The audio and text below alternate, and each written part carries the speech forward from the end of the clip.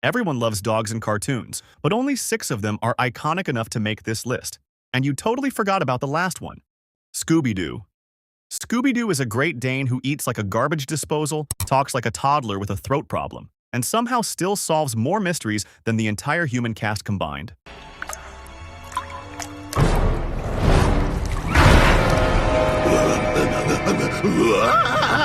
In Mystery Incorporated, he's not just the comic relief, he's the heart of the team.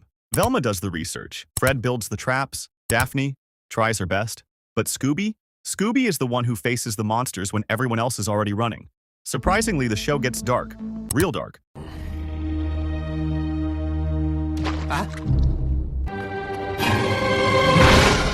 People die and relationships fall apart.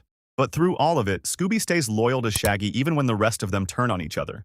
He's not brave in the traditional sense, in fact. He's terrified of everything. Cats, shadows, his own reflection probably. But when his friends need him, Scooby cuts the crap and locks in. He actually became an icon because he's basically everyday anxiety in a dog suit. He doesn't want to fight ghosts and just wants a Scooby snack and a nap. But he still shows up anyway. For over 50 years, he's been the scared friend who still has their back. This isn't exactly what I had in mind. Yeah, my skirt's too tight. That's not a coward. That's a hero wearing a blue collar. Brian Griffin. Before we continue, please like the video and subscribe because it helps us a lot. In a list of famous animated dogs, Brian earns his spot by being the one your parents probably shouldn't have let you watch. Brian is a dog who writes novels, drinks cocktails, dates human women, and thinks he's smarter than everyone in the room. Nope. Nope. You got it, though. Nope. You got it? Nope. Nobody's got it. The joke of Brian is that he's a dog who desperately wants to be seen as deep and intellectual, but he's just as stupid as the human characters on the show. Brian is famous not because he's heroic, but because he's a pretentious, hypocritical mess that is somehow still loved by both fans and critics. Thank you very much. He's been on TV for over 20 years, surviving episodes where he died, came back as a ghost, got replaced by a younger dog, and literally went to heaven. He's had romantic dates with women, father-son drama with his actual puppy, and crazier stuff. The adult animated dog is sarcastic and way too self-aware. Stewie, my life isn't worth anything. Oh, come on. He's not fetching sticks or saving kids. He's just having an existential crisis at a bar. I'm not a writer. I'm a joke. I'm one big, fat, ridiculous joke. That's why he's memorable. He broke the good dog stereotype and replaced it with twisted psycho dog. And that's honestly what makes him stand out.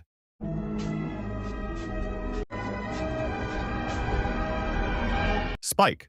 Spike is the angry bulldog who just wants to take a nap without Tom and Jerry disturbing him. That's it. That's his whole goal. But every single episode, Tom crashes into Spike's doghouse, steps on his tail, or somehow launches a piece of furniture directly towards him. And Spike's response is always the same. One slow blink, one deep breath, and then absolute chaos.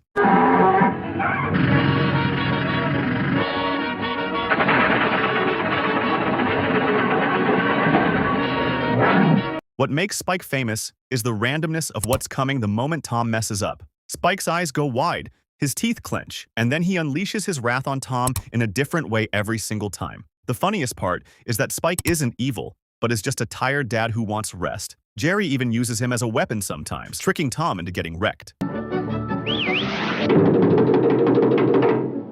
Listen, pussycat. If anything happens to me, pal, I'll pulverize you. I'll pound you to pieces. The iconic bulldog dad believes that every problem can be solved with a beating, and has been doing this since the 1940s. Spike proved you don't need a tragic backstory to be famous. You just need a short temper and a passion for beating someone half to death.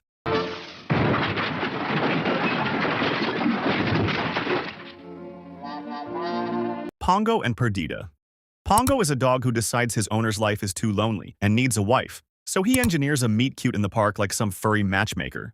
I beg your pardon. I'm so sorry. Please excuse me. I will. But in reverse, he meets Perdita, the calm, elegant counterweight to his chaos. Together, they have 15 puppies, and then Cruella de Vil shows up wanting to turn them all into a coat, like some sort of twisted family designer merch. When Cruella steals the puppies, Pongo and Perdita don't wait for humans to help. I'm not sure how this is even possible, but they use an underground dog communication network to track the puppies across the countryside. Can you leave tonight? Yes, of course. We can leave right away. Good. I'll go along with you as far as Camden Road and give you instructions. Then run through snow, fight off humans, and organize a massive escape plan that would make even a war general proud. Pongo and Perdita became icons because they're not just pets, they're parents. They don't have superpowers or catchphrases, but determination and a total refusal to let their kids become a fashion statement. And this pushes and inspires them to pull off a 99-dog rescue mission successfully. Ho! It's Pongo! And Birdie, oh my darling. And look, there's a whole lot more. Look, Anita, puppies everywhere. There must be 100 of them. 101? Doug. Doug is a golden retriever with a collar that translates his barks into actual human speech. Speak. Hi there. Did that dog just... And his thoughts are exactly what you'd expect from a talking dog. So that I may talk. Squirrel! He has no filter, no strategy, and no idea that he's supposed to be a villain's attack dog. He's just happy to be with friends on an adventure. In Up, Doug is sent by Charles Muntz to capture a rare bird. My pack sent me on a special mission, all by myself. Have you seen a bird?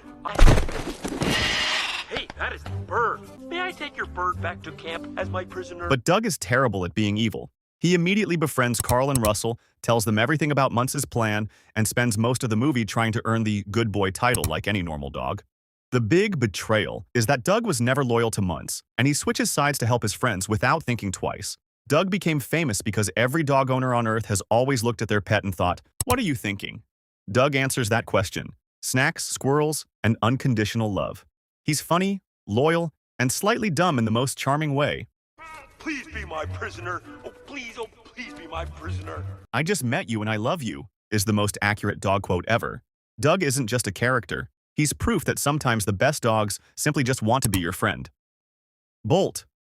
Bolt is a dog who believes he has superpowers: laser vision, super bark, and super strength. There's just one problem. It's all fake. Don't worry, Bolt. You saved the day.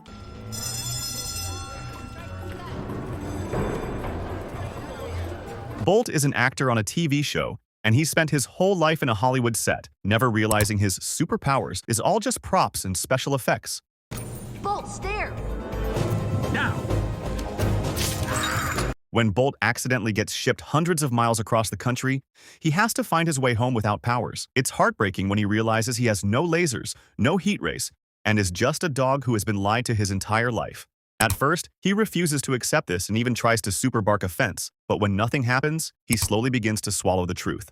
Along the way, he meets a sarcastic cat and a hamster in a plastic ball. Bolt became famous because his superpower was never real, but his love for his owner was. He crosses hundreds of miles, fights through fear and failure, and finally understands that being a hero isn't about superpowers, but about showing up for the people you love.